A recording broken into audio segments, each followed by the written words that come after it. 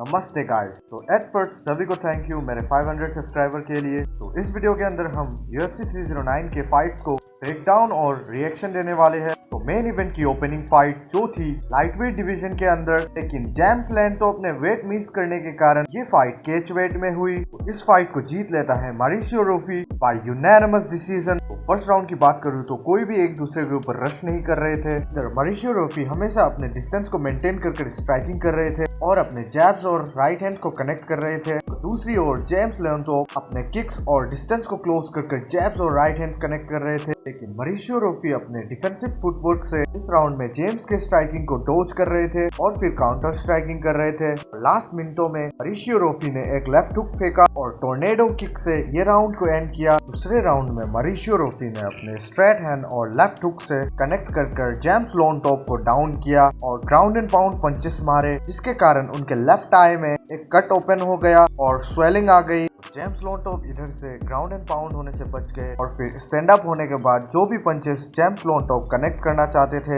सभी को मॉरिशियो रोफी डॉज कर लेते हैं। तो थर्ड राउंड में लैंटोप ने पूरी तरह प्रेशर करके रखा मॉरिशियो रोफी को, क्लिंच पर ले गए, डिस्टेंस को क्लोज कर पंचेस को लैंड किया।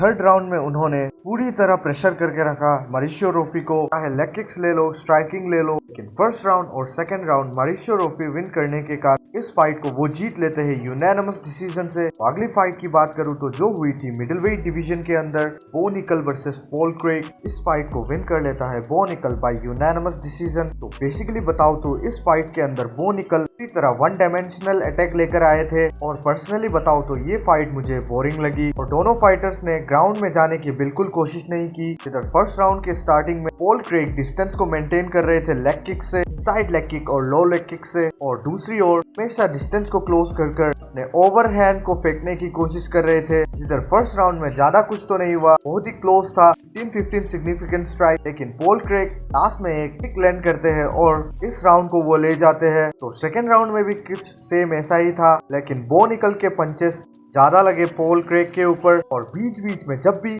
बो निकल डिस्टेंस को क्लोज कर रहे थे पॉल क्रेग उसे कैच कर काउंटर स्ट्राइकिंग कर रहे थे, जैसे कि अपने राइट हैंड को लैंड करना। लेकिन फिर भी सेकंड राउंड में बो निकल आगे थे और थर्ड राउंड में भी ज्यादा कुछ नहीं हुआ। इधर बो निकल ने बिग ओवर लेफ्ट हैंड से कैच किया पॉल क्रेग को, जिधर वो थोड़ा इम्पैक्टफुल था, जिससे पॉल क्रेग के आई के ऊपर एक कट ओपन हुआ और उसके बाद ऐसा ही कहना ठीक होगा कि कुछ हुआ ही नहीं और फाइट खत्म हो गई और इसके कारण बो निकल जीत जाता है यूनानिमस डिसीजन से। जिधर मुझे तो नहीं लगता कि ये यूनानिमस डिसीजन था, एक स्प्लिट डिसीजन विक्ट्री हो सकती थी।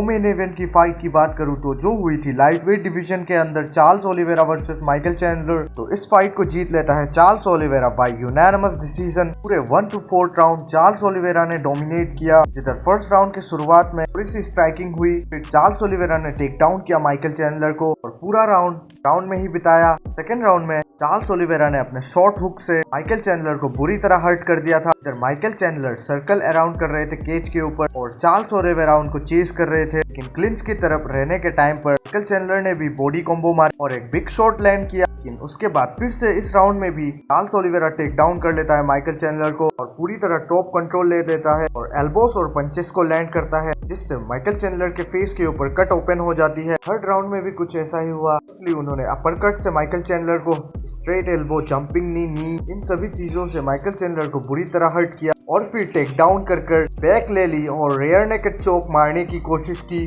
इधर सबमिशन डिफेंस अच्छा था माइकल चैंडलर का और वो सबमिट नहीं हुए इस राउंड में भी। राउंड में भी सेम कुछ ऐसा ही हुआ। चार्ल्स ओलिवेरा हमेशा अपने नी, लेफ्ट हुक और अपर कट्स को परफेक्टली लैंड कर रहे थे और टेक डाउन कर माइकल चैंडलर की बैक ले रहे थे। लेकिन इस राउंड को भी माइकल चैंडलर सर्वाइव कर लेता है और ये fifth round game changing round थी। इधर एक पॉइंट को तो ऐसा लगा कि माइकल चैंडलर ने चार्ल्स ओलिवेरा को नॉकआउट कर दिया, फुल एग्रेशन के साथ आए इस राउंड में। इधर चार्ल्स ओलिवेरा ने अपने गार्ड्स को नीचे कर लिया था और उसका फायदा उठाते हुए माइकल चैंडलर ने अपनी ओवरहैंड राइट और लेफ्ट ओवरहैंड को मारा। इधर चार्ल्स ओलिवेरा तो डाउन हुए और माइकल चैंडलर खुद स्लिप हो गए और उसके बाद टॉप को लेकर ना जाने कितने हेड पंचेस मारे चार्ल्स ओलिवेरा के ऊपर। तो इस चीज से चार्ल्स ओलिवेरा जैसे तैसे सरवाइव कर लेता है, पता नहीं वो कैसे सरवाइव करता है। लेकिन उसके बाद स्टैंड अप में ही चार्ल्स ओलिवेरा माइकल चैंडलर की बैक ले लेता है और लास्टली माइकल चैंडलर के पास कोई ऑप्शन नहीं था। इसके बाद वो जैसे तैसे स्टैंड अप करता है और फिर 2 बॉडी स्लैम मारता है चार्ल्स ओलिवेरा के ऊपर, जैसे उसने पिछली फाइट में की थी,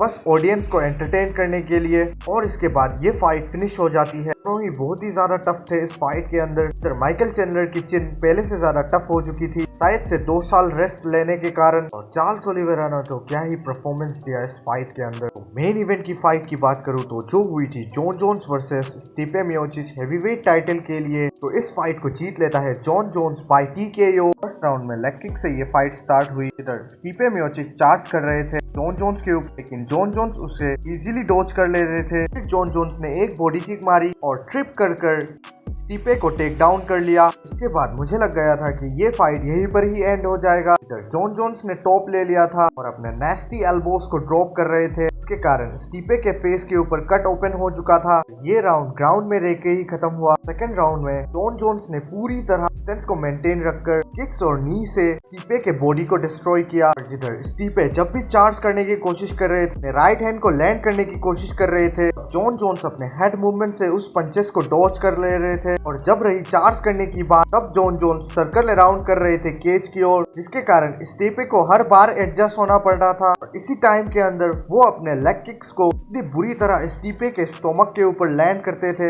इस फाइट के अंदर स्टिपे ने राइट स्ट्रेट हैंड और लेफ्ट हैंड को तो किया जॉन जोन्स के ऊपर, लेकिन ये पंचेस क्लियरली टच नहीं हुए, इसी के कारण ये इम्पैक्टफुल नहीं था। लास्टली ये राउंड खत्म हुआ एक लेफ्ट हुक से। थर्ड राउंड में जॉन जोन्स ने एक क्लीन हैंड से स्टिपे मियोचिच को हर्ट किया और फिर क्लिंच की ओर ले गए। फिर उसके बाद अपने लेफ्ट हैंड बॉडी शॉट और नी से स्टिपे को पूरी तरह हर्ट किया। लास्टली एक स्पिनिंग बैक किक से स्टिपे को नॉकडाउन कर दिया। जिधर रेफरी को उस टाइम ही फाइट रोक लेनी चाहिए थी, लेकिन जॉन जोन्स ने कुछ पंचेस लैंड किए, उसके बाद रेफरी ने फाइट को रोका। क्या ही डोमिनेटिंग परफॉर्मेंस थी इस फाइट के अंदर जॉन जोन्स की। जिधर जॉन जोन्स अपने स्किल्स को इतने शानदार तरीके से इम्प्लीमेंट कर रहे थे, हमेशा स्टिपे के राइट हैंड से बचने के लिए डिस्टेंस मैनेजमेंट कर रहे थे। और हेवीवेट के अंदर ऐसे स्पिनिंग किक्स और ऐसे किक्स को लैंड करना कोई आसान बात नहीं है। इस फाइट के बाद जॉन जोन्स ने कहा कि वो रिटायर्ड नहीं लेने वाले, डेना व्हाइट से वो नेगोशिएशन करेंगे अपने नेक्स्ट फाइट के ऊपर। लेकिन स्टिपे मियोचिच ग्रेटेस्ट हेवीवेट रिटायर्ड ले लेते हैं इस फाइट के बाद। तो स्टिपे मियोचिच को थैंक यू सभी चीजों के लिए। वो ग्रेटेस्ट फाइटर थे